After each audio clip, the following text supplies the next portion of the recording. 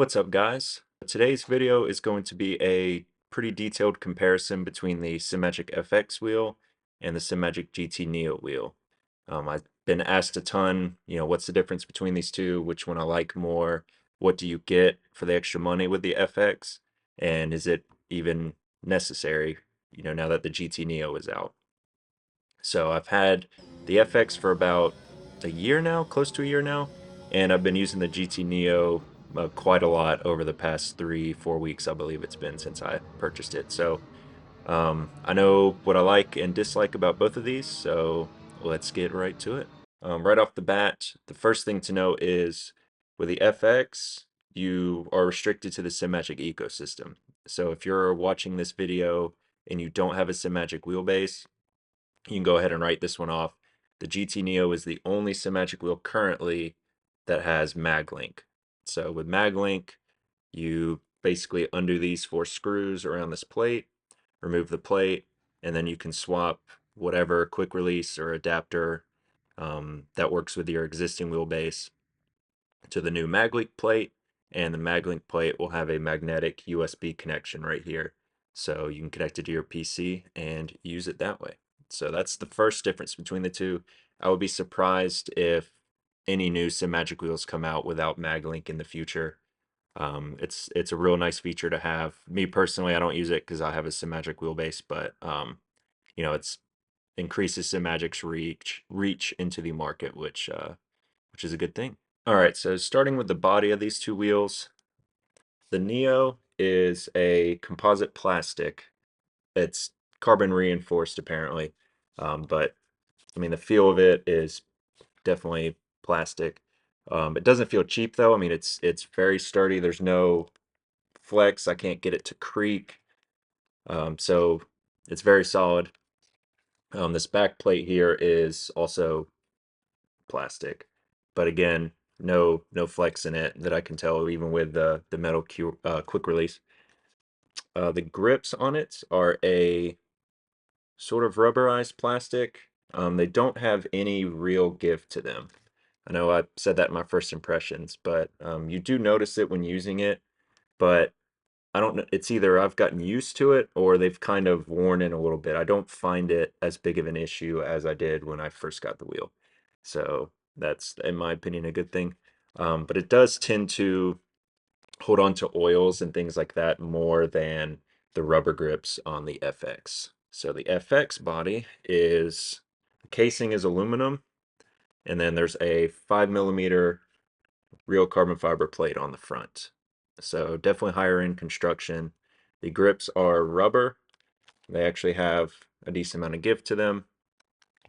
I don't like the shape of these as much as the Neo. This, where your thumb rests, is a little bit of a sharper edge, but I do find it comfortable.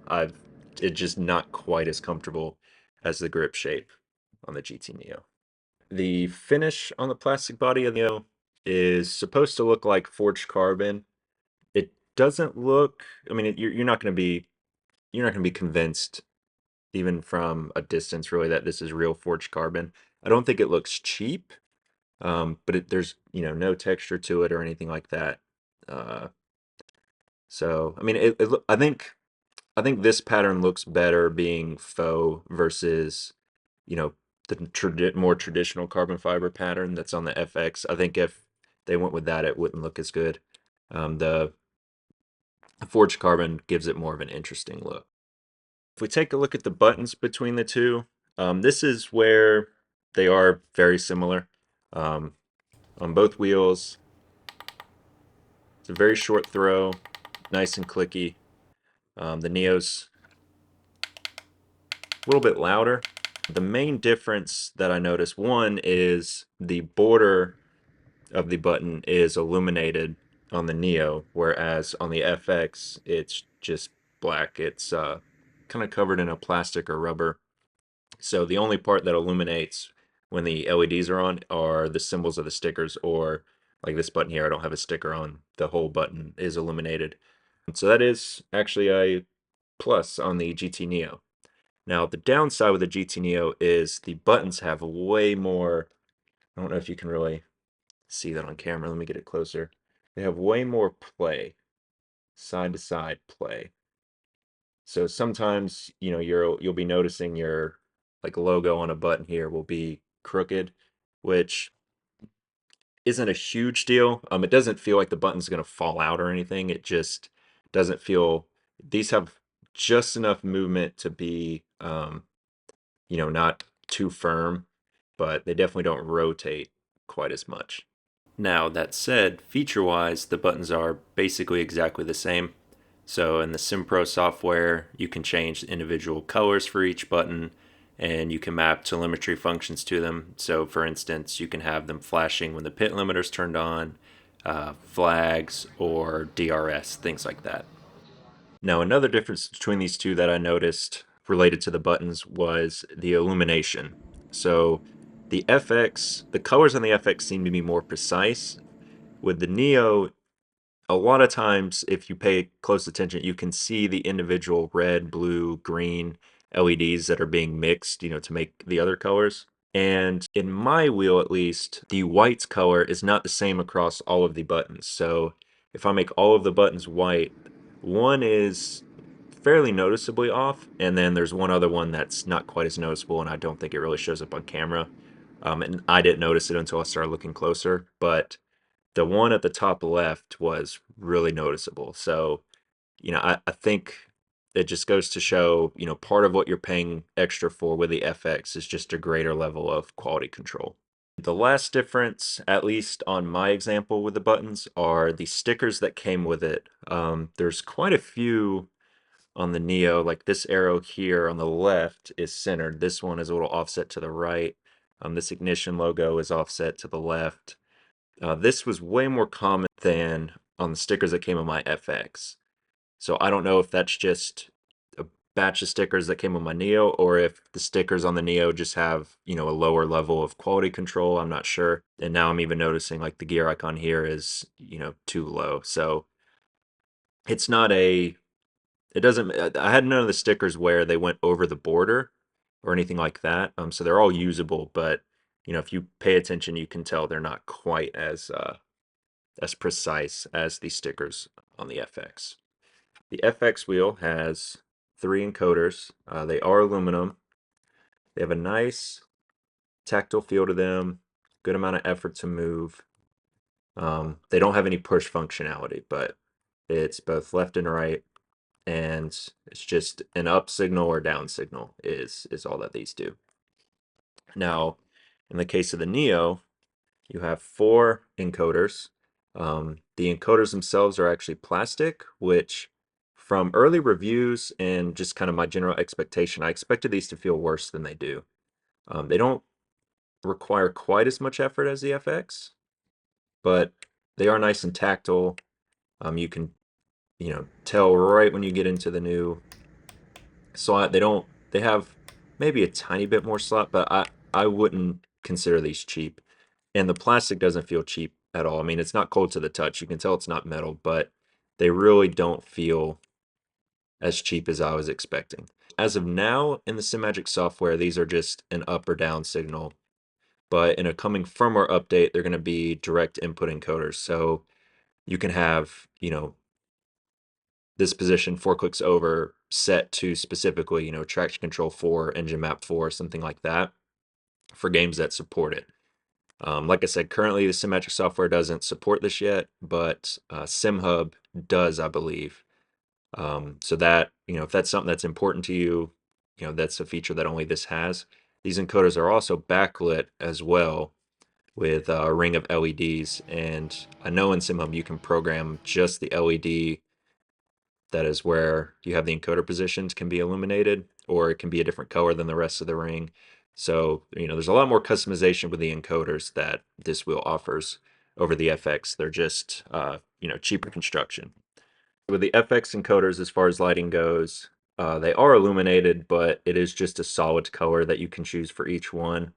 There are traction control, ABS, and brake bias logos that are not interchangeable. But just like the buttons on this wheel, you can map them to telemetry. So you can have this backlighting flash when traction control is engaging, this one when ABS is engaging. You could use this one for pit limiter or flags, things like that. So you do have a little bit of functionality on these as far as lighting goes, just not quite as much as you can get with the GT Neo. Now, if we move on to the thumb encoders, this is probably the biggest difference between the wheels, besides maybe the grips that I noticed. So we'll start with the Neo. So the Neo has two thumb encoders. I believe they might be aluminum. Um, and they're not really, they feel cool to the touch. I won't say cold to the touch. So they don't really feel much different than the FX ones, the actual dials themselves. But the amount of effort it requires to rotate these is significantly less than the FX. And honestly, if you went back to back between these two and like the same race, swap the rims in a pit stop, you might do double inputs on these after using the FX for a while. So this is unfortunately where the cost cutting really is apparent on this one. If you're coming from another brand wheel like a, Thrustmaster, Fanatec, something like that, this is going to feel fine to you. But I have a few Simagic wheels that I've been using before getting this, so this was what was most noticeable to me.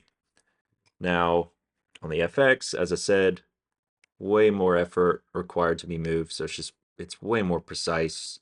Now, you have two vertical ones and two horizontal ones. So, if you're mainly driving formula cars, modern formula cars, or, like Le Mans hybrids, where you have a lot more adjustments on the fly that you're doing throughout the race, this wheel is probably the way to go.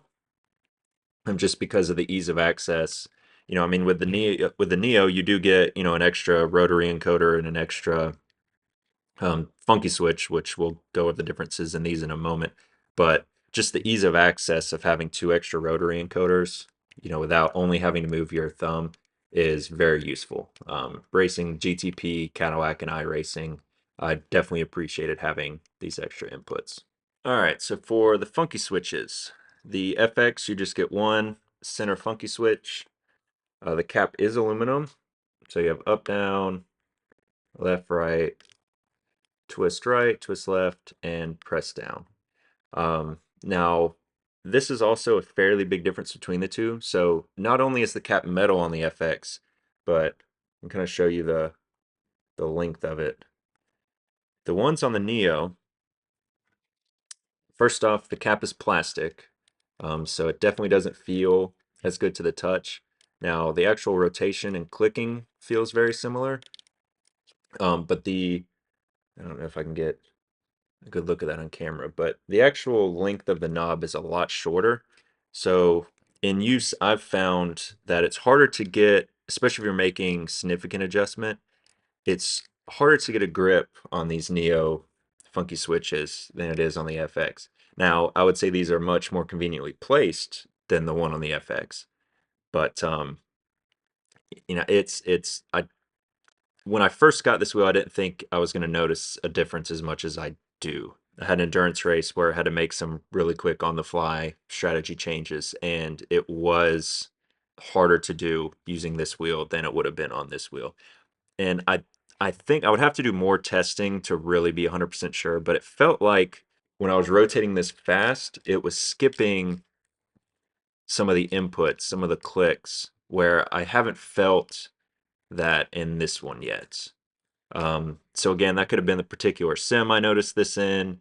It could have been, I just haven't done that as much on this wheel where I've been making, a ton of changes.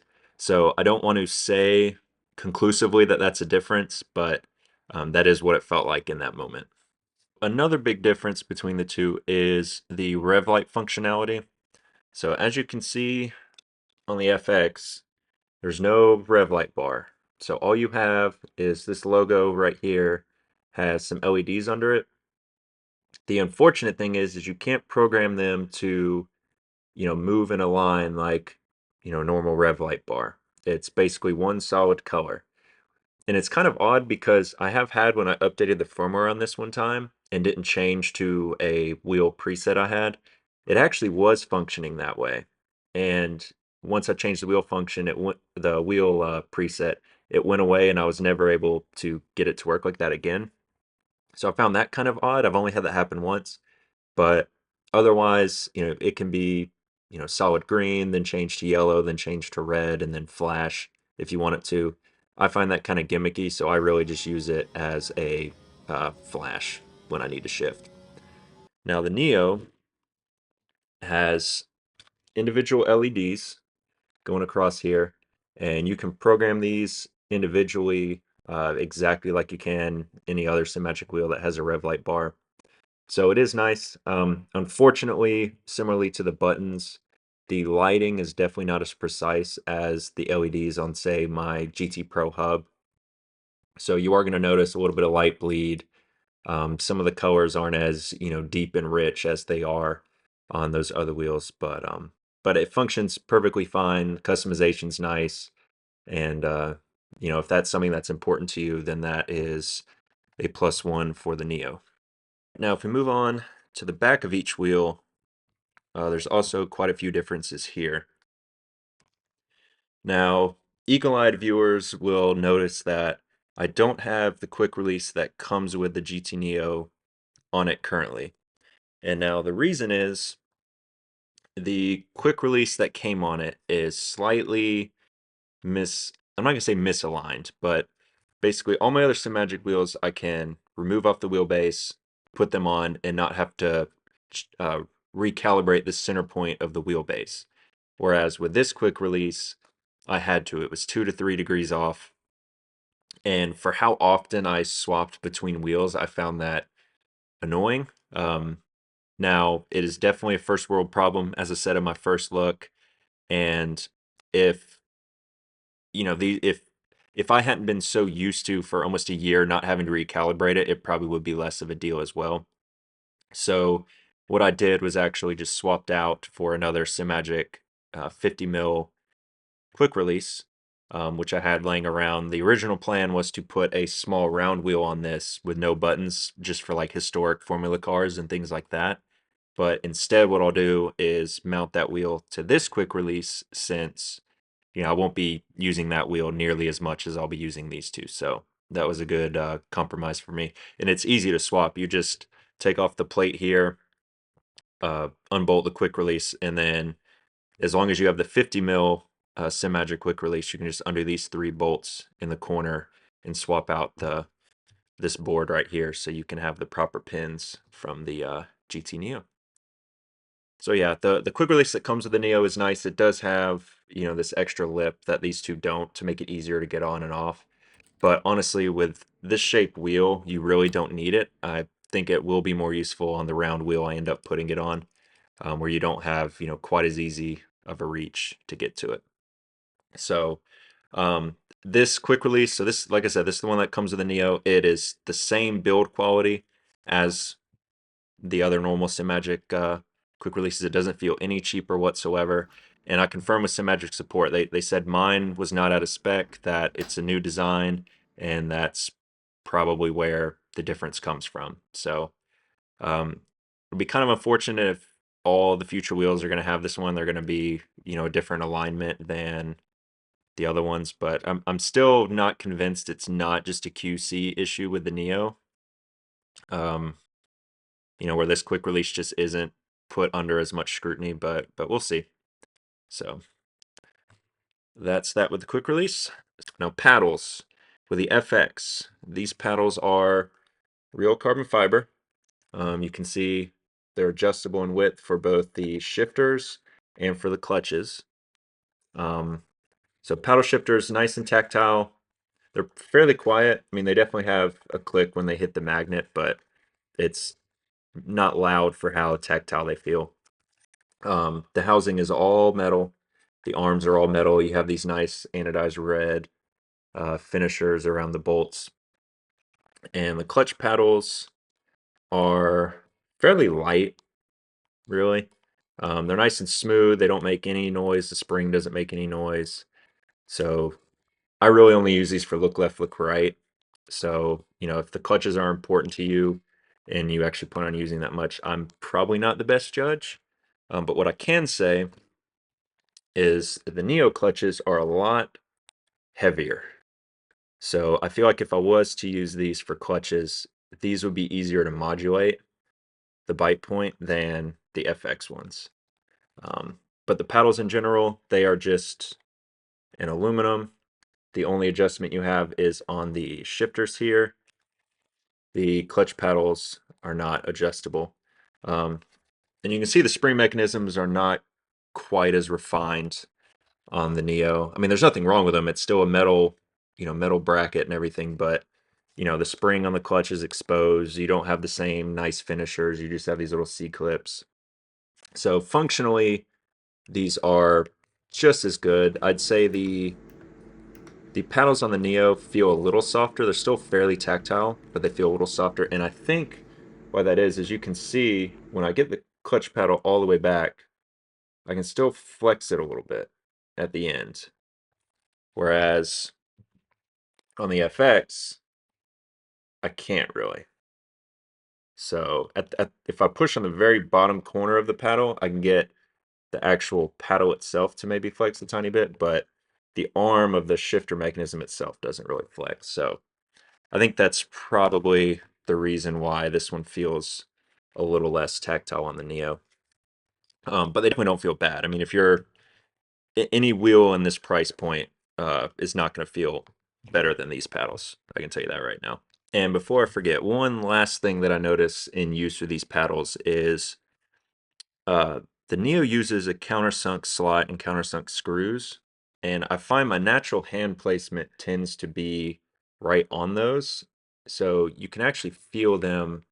With gloves, you're not going to notice this, but if you don't use gloves, you will. And especially if you extend the paddles out, your fingers will be resting basically on these, adjustment holes, adjustment slots. So without gloves, I'd say these are definitely more comfortable. My hands doesn't go all the way over where these screws are.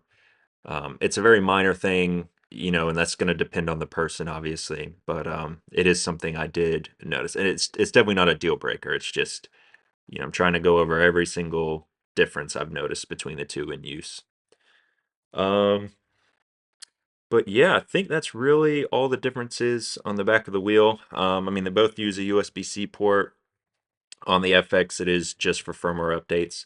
On the Neo, with Maglink, you can use USB, obviously, to connect to the computer and use, SimHub and be able to use this with any other wheelbase. And one thing to note with the Neo was in the early marketing for it and teasing for it, they kind of teased upgradable modules on this wheel. And one of the drawings showed different paddle mechanisms. So I wouldn't be surprised if later down the road you'll be able to upgrade these to something more similar to the ones on the FX. Um, and it wasn't just the actual paddles themselves, it was the whole mechanism. So whether that's still in the plan or not, I'm not sure. It would be awesome if you were able to swap out these grips with rubberized grips. I think if that's probably the first change I would make, to be honest. If they sold, assuming they were decently priced, if they sold the same grip shape but made out of this rubber material that's more comfortable on the FX, I think that would be 100% worth it. So, we'll see what the FX or sorry, what the GT Neo has in store in the future as far as upgrades. I have seen on Etsy, someone selling forged carbon paddle replacements, which I might try out. They're about 35 US dollars, I believe, which is a little much for something that's not functionally going to change these that much because they, have the same countersunk slots and everything. So, um, I mean, it would look nice, match the body of the wheel for the most part, but if I do those, I'll probably do a short review on them. And then I know you can swap these out. These you can pry off and replace with anodized metal ones. Again, those are on Etsy. I've seen those online. You can get them in, anodized red, blue, orange, black. The downside with those is they do cover the ring of LEDs, from what I've read. So if that's something that's important to you, wouldn't get those. And obviously, whether or not those void your warranty, I'm not the judge of that. That would be a Simagic thing. But yeah, so I mean, there are options to upgrade some of the downsides of this wheel, but at that point, you're creeping the price up closer to this. So, and that's kind of where we need to conclude is is the FX worth the extra money over the Neo? And for me personally, I would say it depends. So this definitely has higher level of build quality. When you hold these in your hand, it's not that this one feels cheap, but you do notice the extra build quality on this. Just everything feels tighter tolerance, the materials are nicer, um, and it does feel that one step up above. The Neo, on the other hand, is definitely the better bang for buck. I mean, the only thing you're losing out on going with this is, fit and finish a little bit, obviously, and then, you're losing out on some thumb encoders. This also has two extra, normal push buttons. You could argue that the extra funky switch on the Neo makes up for that. So really, it just depends on your use case. So if you really, build quality and real tight tolerances, fit and finish is high up on the list for you, then I don't think you'll be disappointed by going with the FX unless the Rev Light bar is really something that's important to you. Um, it's just that slightly more refined feel to it. And another use case, I'd say, if you do mostly formula or Le Mans hybrid, those kind of things where the extra thumb encoders would be useful to you, then I also think you will prefer that over some of the extra features you get with the Neo. So it really depends. The good thing is you can't go wrong really with either one. I don't regret having both the FX and the Neo. I think if my budget had had room for it, it would have been nice to have the FX Pro where, I could have had the built-in screen. That does have the Rev Light bar, but it is a huge jump over this, and it's the same build quality. You're really just getting the screen. So, that is an option if you can extend your budget for that. But I do, like to use this for Formula, GTP, that kind of thing. And this is basically my go-to GT3, GT4 wheel. So, but if you have to pick one, like I said, it really just depends on, how high fit and finish matters to you on your list of priorities, and whether the Rev Lights really matter that much to you. So, like I said, better bang for buck, definitely higher quality wheel. Whether it's worth the extra, I mean, it's about $200 extra. You could almost get another one of these. So it's definitely a diminishing returns thing. I don't think this is an almost twice as good wheel as this. But to say that you can't tell where your extra money is going would be completely false. So if I had to pick just one for my use case, I would go with just the GT Neo. I do more GT3 racing than anything. So, and this is fine for a Formula wheel. This one is slightly narrower, 290 mil versus 300 mil. In practice, I don't notice a huge difference, really. It is there, but it's definitely not make or break for either of these.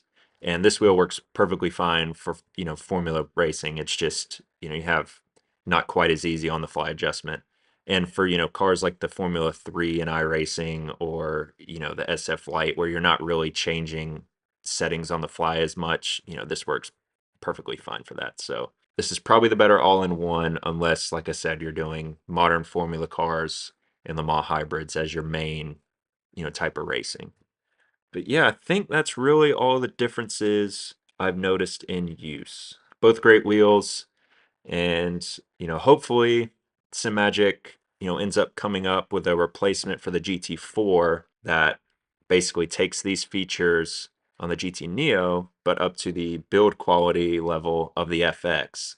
I think that would be an awesome and pretty much the perfect wheel from Simagic, especially if they can keep the price similar or slightly lower than the FX.